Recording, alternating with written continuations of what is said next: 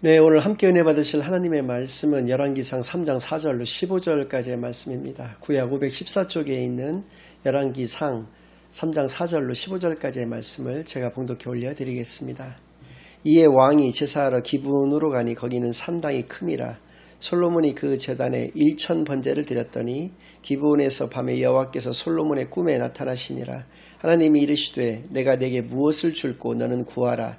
솔로몬이 이르되 주의 종 내 아버지 다윗이 성실과 공의와 정직한 마음으로 주와 함께 주 앞에서 행함으로 주께서 그에게 큰 은혜를 베푸셨고 주께서 또 그를 위하여 이 큰 은혜를 항상 주사 오늘과 같이 그의 자리에 앉을 아들을 그에게 주셨나이다. 나의 하나님 여호와여, 주께서 종으로 종의 아버지 다윗을 대신하여 왕이 되게 하셨사오나 종은 작은 아이라 출입할 줄을 알지 못하고 왕께서 택하신 백성 가운데 있나이다. 그들은 큰 백성이라 수요가 많아서 셀 수도 없고 기록할 수도 없사오니 누가 주의 이 많은 백성을 재판할 수 있사오리이까. 듣는 마음을 종에게 주사 주의 백성을 재판하여 선악을 분별하게 하옵소서. 솔로몬이 이것을 구하매 그 말씀이 주의 마음에 든지라. 이에 하나님이 그에게 이르시되 내가 이것을 구하도다. 자기를 위하여 장수하기를 구하지 아니하며 부도 구하지 아니하며 자기 원수의 생명을 멸하기도 구하지 아니하고 오직 송사를 듣고 분별하는 지혜를 구하였으니 내가 내 말대로 하여 내게 지혜롭고 총명한 마음을 주노니 내 앞에서 너와 같은 자가 없었거니와 내 뒤에도 너와 같은 자가 일어남이 없으리라. 내가 구하지 아니한 부귀와 영광도 내게 주노니 내 평생의 왕들 중에 너와 같은 자가 없을 것이라. 내가 만일 내 아버지 다윗의 행함같이 내 길로 행하며 내 법도와 명령을 지키면 내가 또 내 날을 길게 하리라.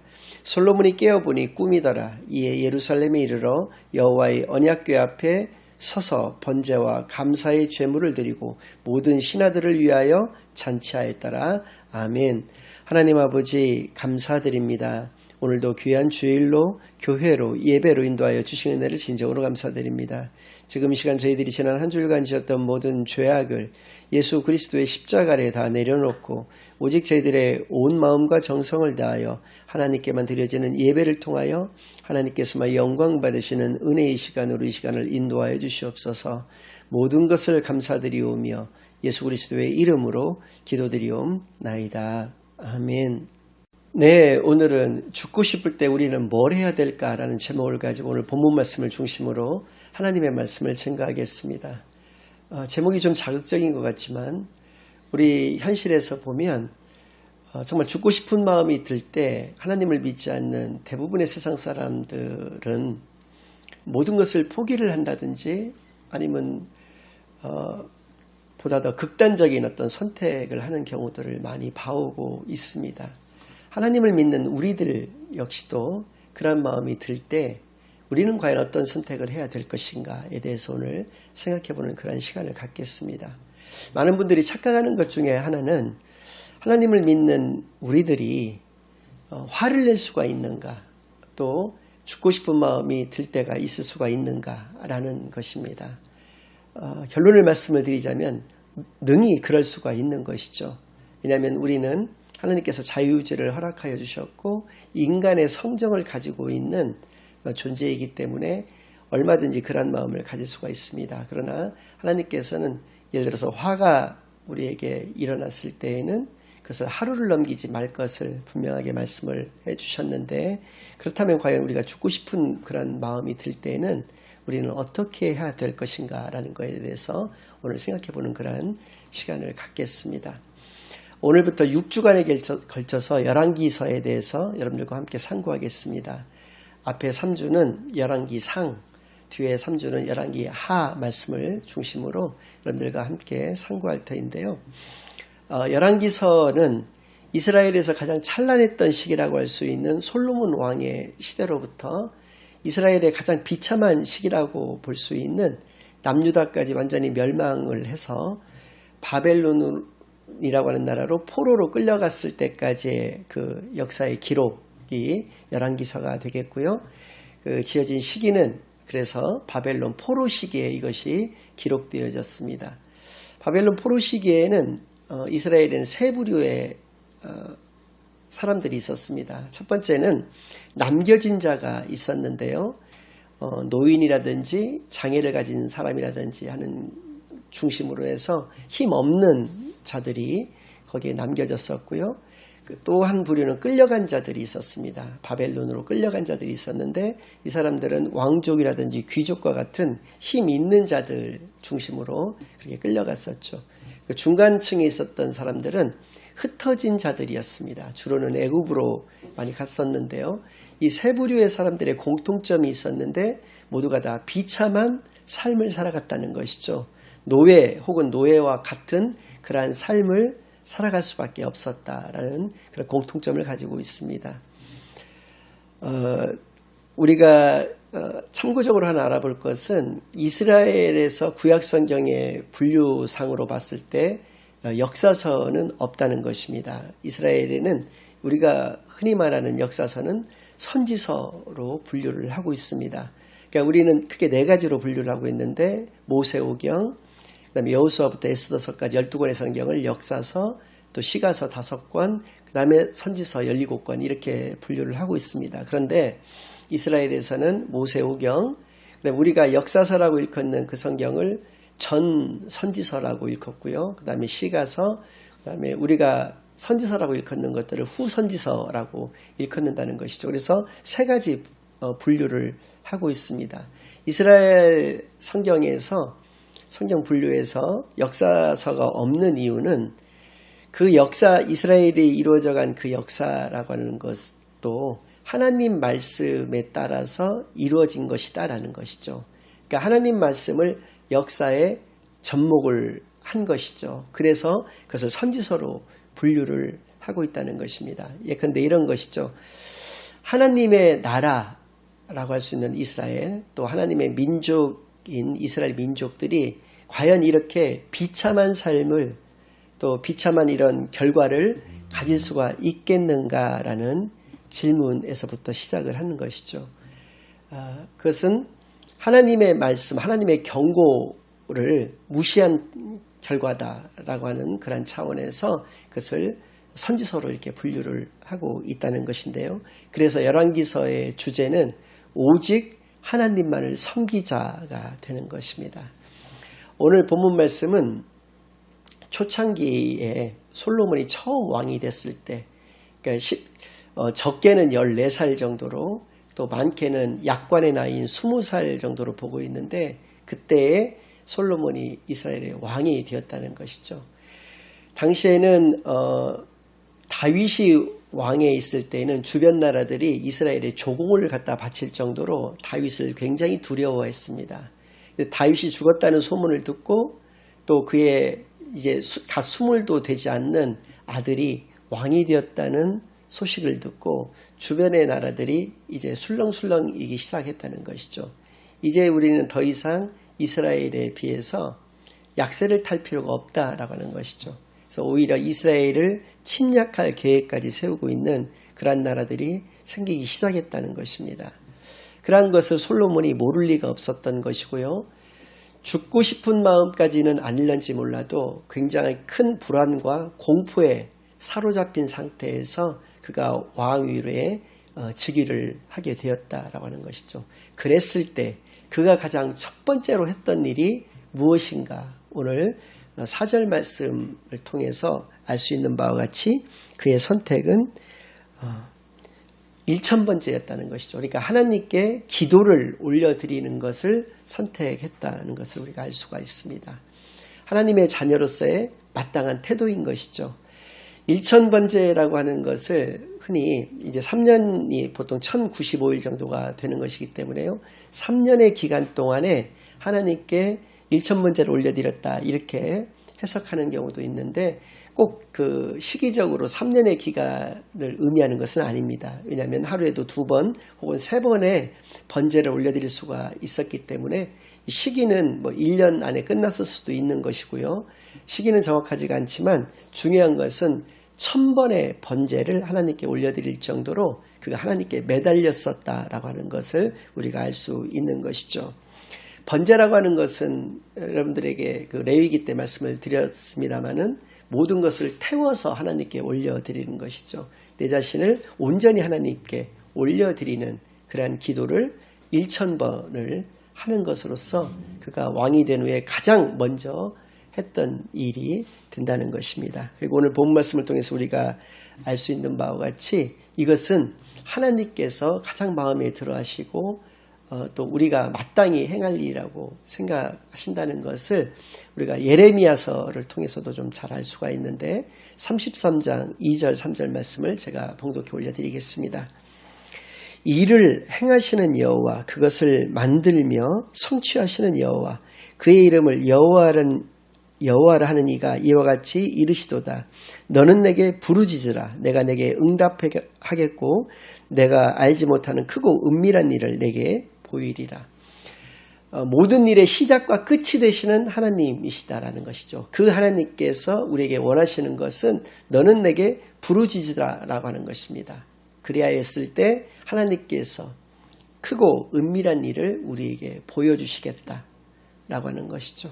모든 일을 만드시고 그것을 행하시고 성취하시는 그러한 하나님이신 것을 우리가 믿었을 때 온전히 하나님께 우리는 기도할 수밖에 없는 그러한 원리를 분명하게 우리에게 말씀해 주신 것이고 이것을 솔로몬은 정확하게 알았다라고 하는 것을 알 수가 있죠.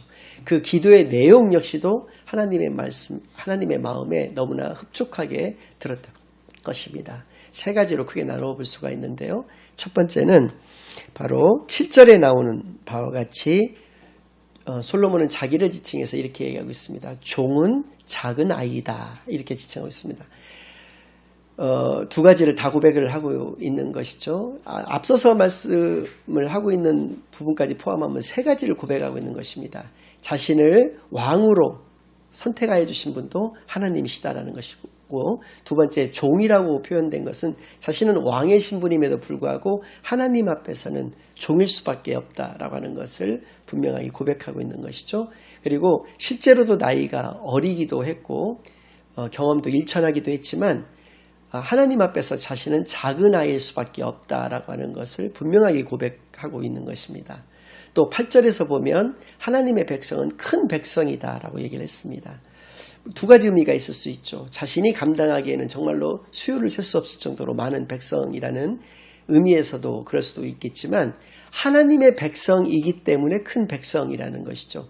실제로 이스라엘은 우리나라의 강원도나 충남북 그러니까 충청남북도를 합친 정도의 사이즈밖에 되지를 않습니다. 주변의 나라들에 비해서도 그리 큰 나라가 아니었음에도 불구하고 하나님의 백성이기에 이스라엘 민족들을 큰 백성이다 이렇게 일컬었다는 것이죠. 그것이 하나님의 백성이기 때문에 그랬다는 것입니다. 여기에서 알 수 있는 것은 무엇입니까? 기도는 우리가 어떠한 자세로 올려드려야 되는 것인가? 그것은 바로 겸손한 자세로 올려드려야 된다라는 것을 알 수가 있습니다. 혹자는 이제 간혹 기도를 할 때 보면 하나님과 딜을 하는 경우가 있습니다. 하나님이 나한테 이렇게 해주시면 내가 하나님께 또 하나님을 온전히 믿는 그런 사람이 되겠다라는 식의 딜을 하는 경우를 봤고요. 어거지를 쓴다든지 때를 쓴다든지 하는 경우도 보았고 또한 하나님을 협박하는 경우도 보았습니다. 하나님 나 이거 안 해주시면 나 뭐 교회 앞으로 안 다닐 거예요. 뭐 이런 식의 그런 기도를 하는 경우가 있는데 모두가 이런 것은 잘못된 형태의 기도다라는 것을 이 말씀들을 통해서 깨닫게 되기를 바랍니다. 기도의 자세는 겸손한 자세여야 된다라는 것이고요. 두 번째는 9절 말씀에 나와 있는 바와 같이 가장 먼저 기도를 했던 그 기도의 컨텐츠가 무엇이었느냐라는 것이죠. 그것은 바로 듣는 마음을 종에게 달라라고 얘기를 했다는 것이죠. 그 이유는 이 백성들을 재판할 때 선악을 분별할 수 있게 하기 위해서 듣는 마음을 달라고 했던 것이죠. 우리가 누구의 말을 귀담아 들을 수 있기 위해서는 그 사람에 대한 사랑이 있지 않고서는 어려운 것입니다. 또 이것은 상담의 기본 중에 기본이 되는 것이죠. 누구의 말을 잘 들어주는 것. 그것만으로서도 상담의 결론이 나버릴 수가 있는 것이거든요. 그 듣는 사람의 태도를 통해서 말하는 그 사람이 위안을 받고 거기에서 답을 얻고 그런 경우들이 너무나도 많습니다. 아무튼 이런 듣는 마음, 이 사랑을 전제로 하는 것이고요.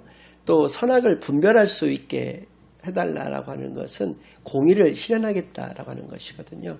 그래서 기도의 컨텐츠는 사랑과 공의여야 한다라고 하는 것을 너무나도 잘 알 수 있게 해 주십니다.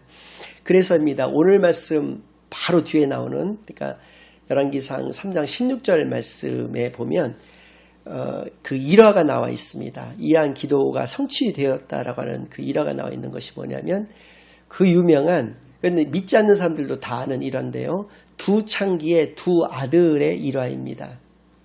내용은 여러분들께서 너무나 잘 아실 터이지만, 어느 날 두 창기가 솔로몬 왕 앞에 재판을 하기 위해서 나왔습니다.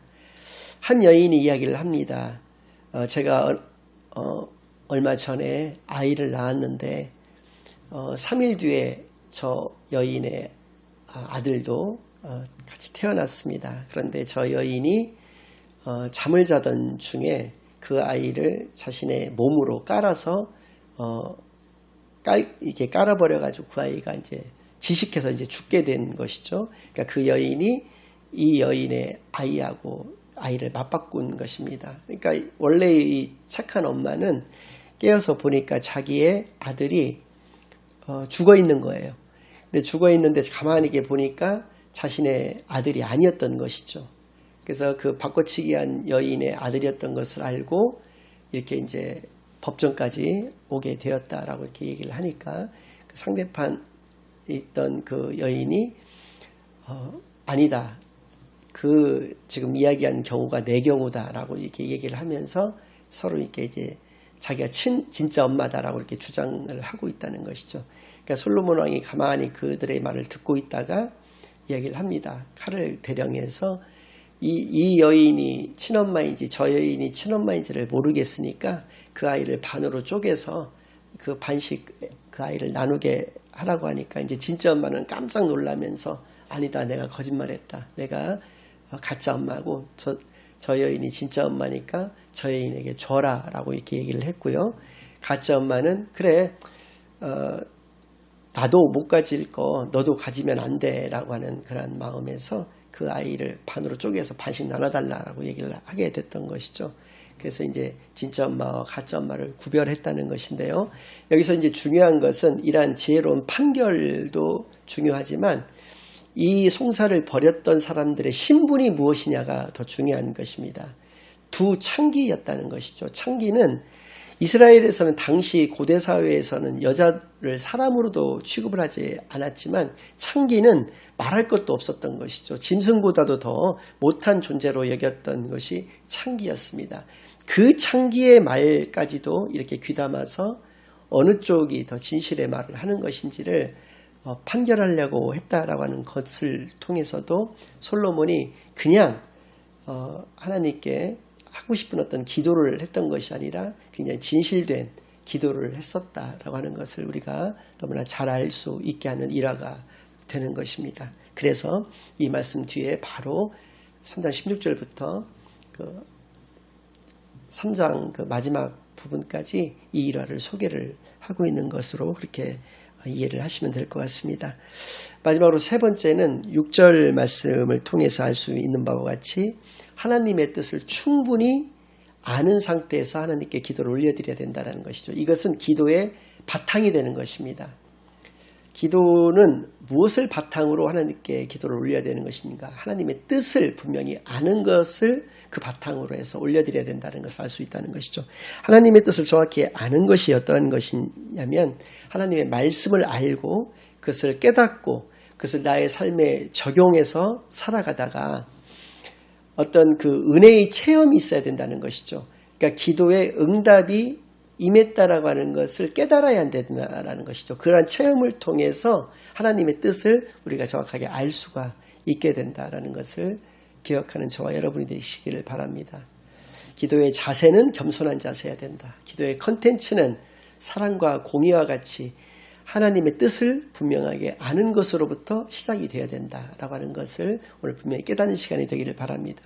그래서입니다. 마태복음 6장 33절 말씀 반드시 우리가 기억해야 되는 말씀인데요. 그런즉 너희는 먼저 그의 나라와 그의 의를 구하라. 그리하면 이 모든 것을 너에게 더하여 주시겠다라고 하시는 그 말씀을 반드시 기억하는 저와 여러분이 되시기만을 바랍니다. 결론을 말씀을 드리겠습니다. 솔로몬이 이렇게 처음에 하나님께 기도를 올려드리면서 구했던 지혜, 그래서 하나님께서는 그것을 전무후무한 지혜를 그에게 허락하여 주셨다는 것이죠. 이전에도 없었고 솔로몬 이후에도 없는 그러한 지혜를 그에게 허락하여 주셨다는 것을 분명히 알기를 바랍니다. 그 지혜와 총명이라고 표현되어 있어서 이것이 나뉘어져 있는 것 같지만 실제로는 뭐 같은 의미가 되겠는데요. 굳이 구별을 하자면 지혜는 사랑과 정의, 사랑과 공의를 의미하는 것이고요. 총명은 그 실행을 의미한다라고 하는 것. 그래서 우리가 아는 것으로 그쳐서는 안 되고 그것을 우리의 삶 가운데 온전히 하나님의 말씀을 써내려갈 수 있는 저와 여러분이 되기만을 바라겠고요. 그랬을 때 하나님께서는 구하지 않았던 부와 그에게 영광까지, 그러니까 명예를 말하는 것이죠. 부와 영광까지도 그에게 허락하여 주셨다. 이 역시도 전무후무한 부와 영광을 그에게 허락하여 주셨다는 것이죠. 근데 여기서 우리가 중요하게 알아야 될 것이 있습니다. 이 부와 영광은 분명히 덤인 것입니다. 솔로몬이 구했던 것은 지혜였던 것이죠. 그래서 지혜가 주였고 이것은 덤이었음에도 불구하고 많은 믿는 사람들조차도 이 덤 때문에 기도를 하는 경우가 있습니다. 그래서 이 덤을 주시지 않았다라고 그래가지고 하나님을 원망하고 하나님은 계시지 않는다라고 하는 그런 배교의 길을 걷게 되는 것을 너무나도 많이 볼 수가 있는데요. 우리는 먼저 하나님의 뜻에 합당한 삶을 살아내는 것이 중요하다는 것을 깨닫게 되시길 바라겠고요. 세상에 많은 사람들 그리고 잘못 믿고 있는 사람들처럼 덤이 중요한 그러한 삶을 살아가시는 저와 여러분 되지 않기만을 바랍니다. 마지막으로 세 번째 그에게 허락해 주셨던 것은 영원한 생명의 길을 그에게 알려주셨다는 것이죠. 다윗과 같이 하나님의 말씀을 온전히 깨닫고 그 깨달아진 하나님의 말씀을 온전히 순종하면서 살아갔을 때 그것이 바로 영원한 생명의 길이 될 수 있다는 것을 하나님께서 분명히 알려주셨던 것을 깨달아서 기도가 이렇게 중요한 것입니다. 기도의 중요성을 온전히 깨달아서 하나님께 온전한 그리고 올바른 기도를 올려드리는 저와 여러분이 되시기만을 예수 그리스도의 이름으로 간절히 축원합니다. 아멘. 이제는 우리 주 예수 그리스도의 은혜와 아버지 하나님의 극진하신 사랑과 성령 하나님의 내주인도 역사 교통하심이 하나님의 뜻을 온전히 나의 삶 가운데 적용하며 살아가기로 다짐하고 결심하고 돌아가는 모든 사랑하는 주의 자녀들과 그 가정 위에 그들의 생업 위에 이제로부터 영원까지 항상 함께 있을지어다. 아멘.